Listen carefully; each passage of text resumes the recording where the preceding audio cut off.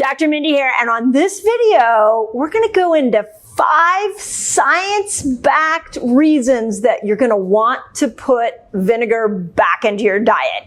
And it's specifically apple cider vinegar, but there are a lot of great vinegars out there, and the science is showing us we may want to add this in to our diet on a regular basis, not just for overall health, but specifically weight loss. So if you're new to my channel, I just want to say welcome. I'm a woman on a mission to get the whole world metabolically healthy, so I'm super happy you're here. Just hit the subscribe button and notification bell, and let's dive in.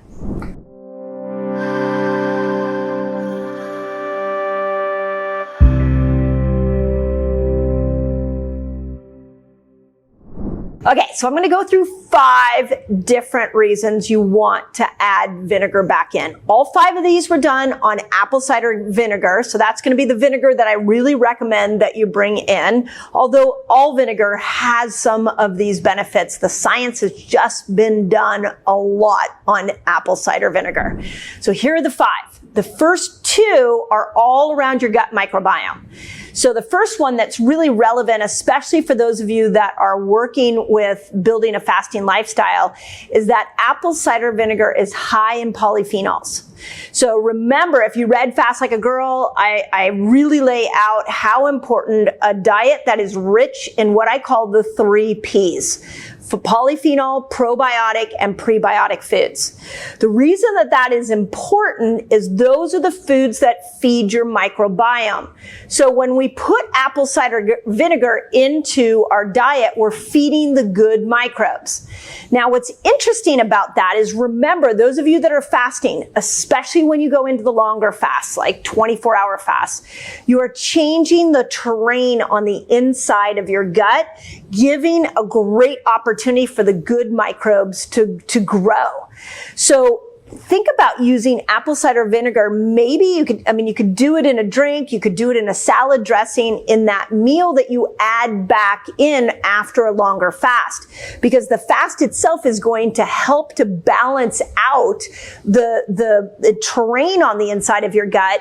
But then when you add the meal with apple cider vinegar, you're going to grow all these good bacteria. Now, to take this knowledge that I want you to embrace around how important this step is that when we grow the good bacteria, those bacteria, there's actually a connection from your small intestine to your liver that are going to help your liver make better ketones, more ketones, and burn more fat. So let's make this applicable to you. You're building your fasting lifestyle. Maybe you're not getting into ketosis as much as or as deeply as you would like. Maybe you're not losing weight as quickly as you would like. Well, let's lean into those longer fasts, and then let's make sure that when you break your fast, you're putting apple cider vinegar on whatever that meal is, so we can regrow good bacteria that are going to have a long-term benefit to you in your ketogenic weight loss efforts. Okay. Second thing I want you to know about apple cider vinegar that is backed by science is that it shows that it actually kills the bad bacteria. Now, the study I'm going to link here says more about E. coli, that apple cider vinegar has been known to kill E. coli.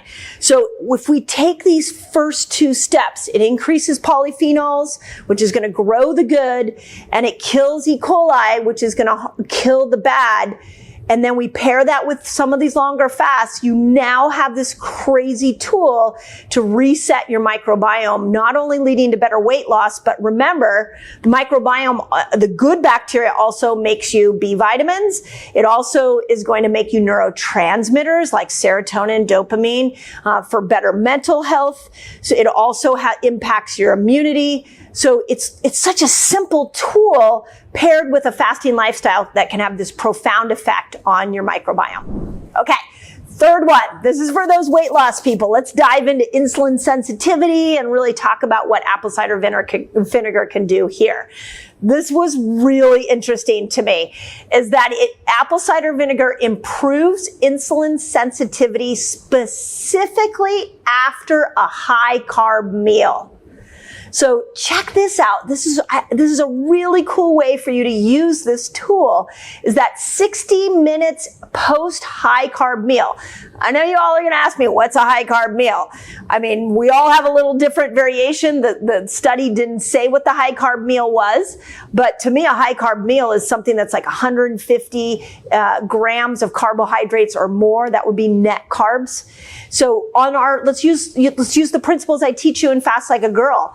On our hormone feasting days, if you want to keep glucose up, but you want to be able to make sure that glucose is getting into your cells through increasing insulin sensitivity, could we use apple cider vinegar, specifically 2 tablespoons post high carb meal, to be able to start to increase insulin sensitivity so that your body can use that glucose more efficiently?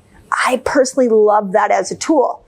The second part of this, another study that I found, showed that 2 tablespoons of apple cider vinegar at night before you go to bed resulted in a 4% drop in your fasting blood sugar at night.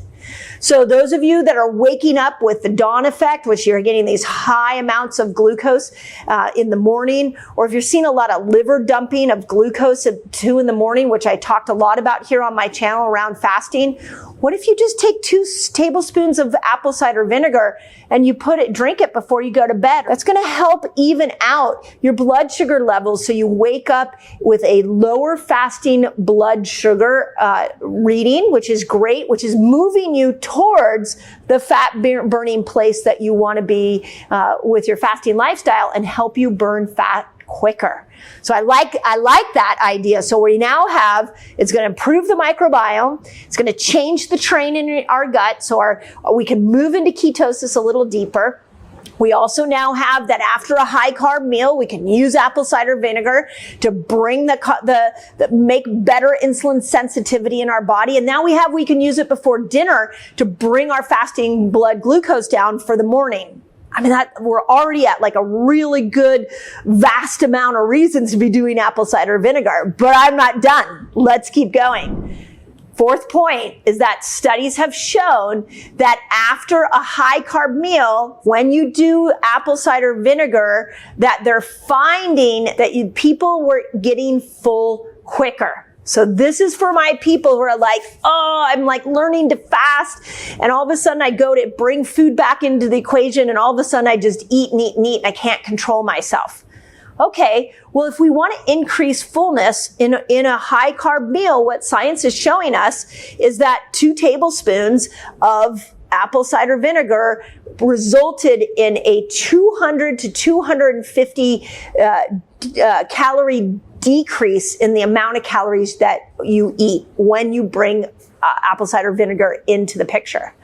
That's pretty big. I mean, so now we're increasing fullness just by adding apple cider vinegar in. We're getting better insulin sensitivity, and we're changing the microbiome. But that's not it. That's not the end. I'm not ending there.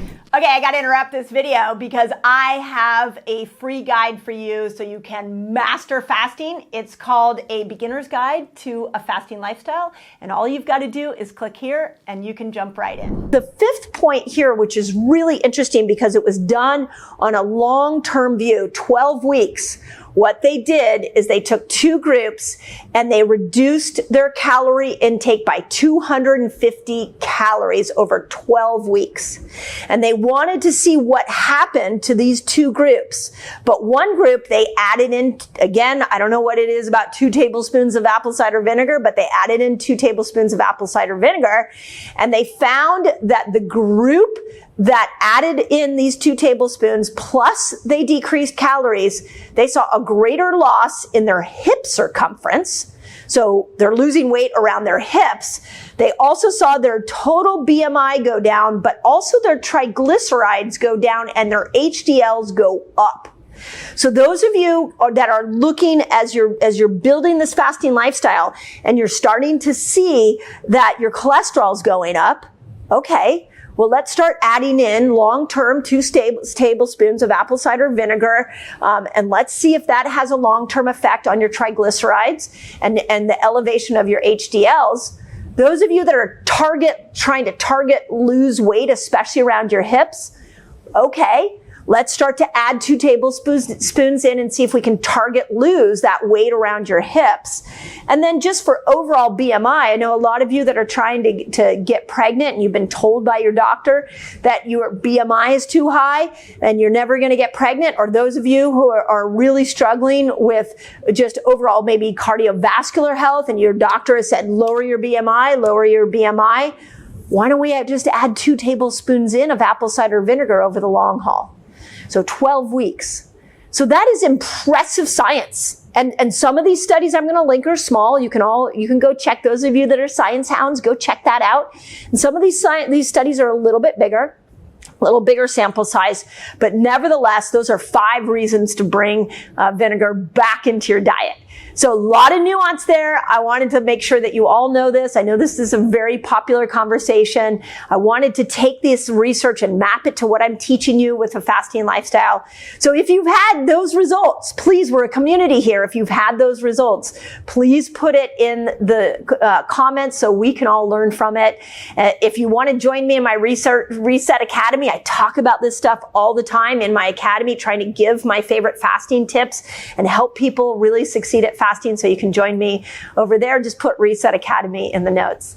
But as always, I'm here to give you evidence, as much evidence as I can, that fasting and food is your door into better metabolic health. I love fasting, but when we pair it with amazing foods like apple cider vinegar, I mean, it shows us once again, we don't need to get overcomplicated with weight loss. We just need to be smart. And all these studies are proving that. So don't give up on yourself. You can do it. Here's a little tip that I hope helps. Let me know in the comments if you appreciated that. As always, I'm cheering you on loudly. I hope you're hearing me, and I want you to succeed with all your health endeavors. Hope that helps.